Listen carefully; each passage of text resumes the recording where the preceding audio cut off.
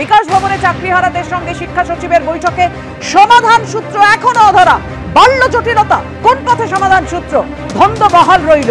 এবার মুখ্যমন্ত্রী ও শিক্ষামন্ত্রীর সঙ্গে বৈঠক চেয়েছেন চাকরিহারারা। চাকরিহারা শিক্ষক শিক্ষিকারা বৈঠকের পর যে কথা বলছেন তাতে কি সমাধান সূত্র কোনোভাবে পাওয়া গেল? দিশা পেলেন তারা?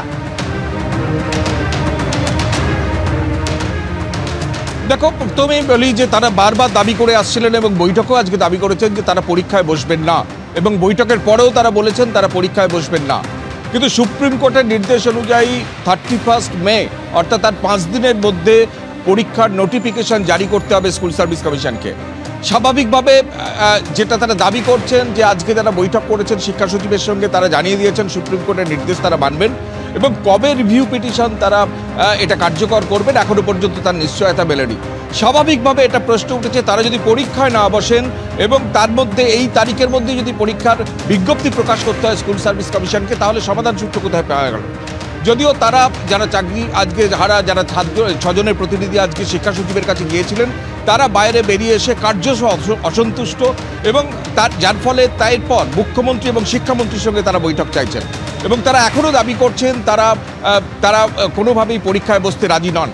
এখন দেখার যে শিক্ষা সচিব তার আজকের বৈঠকের পরে নতুন করে শিক্ষামন্ত্রী বৈঠকে বসেন কিনা। যদিও সরকারি তরফে দাবি করা হচ্ছে যে এই বৈঠক ফলপ্রসূ হয়েছে, কিন্তু যারা চাকরিহারা শিক্ষক, যাদের এই সমস্যা, যারা বারবার দাবি করছেন যে তারা প্রাতিষ্ঠানিক প্রশ্ন তো সেটাই কৃষ্ণেন্দু, তাদের সমস্যার সমাধান হলো কি?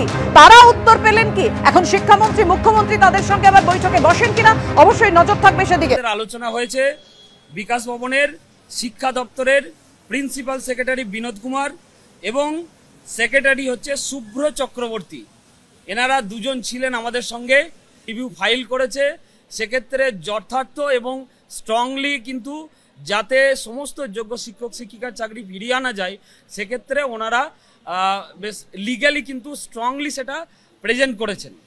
তো সেটা আমরাও দেখেছি যে ড্রাফটটা সত্যি ভালোই হয়েছে। অবশ্যই বলেছি যে নোটিফিকেশনটা কিন্তু আমরা চাইছি না।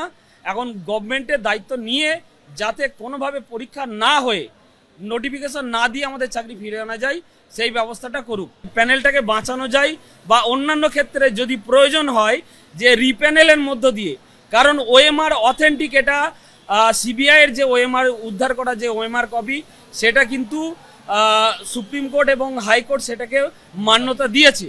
তাহলে সেটা যদি মান্যতা দেয়, তাহলে কমিশন বা সরকার সেইটাকে মান্যতা দিয়ে কোর্টের কাছে এইটা অ্যাপিল করুক যাতে রিপ্যানেলের মধ্য দিয়ে এই যারা যোগ্য শিক্ষক শিক্ষিকা তারা যাতে এই মানে সেম চাকরিতে সেম স্যালারিতে এবং স্বপদে বহাল থাকতে পারে, সেই ব্যবস্থাটা ওনারা করুক।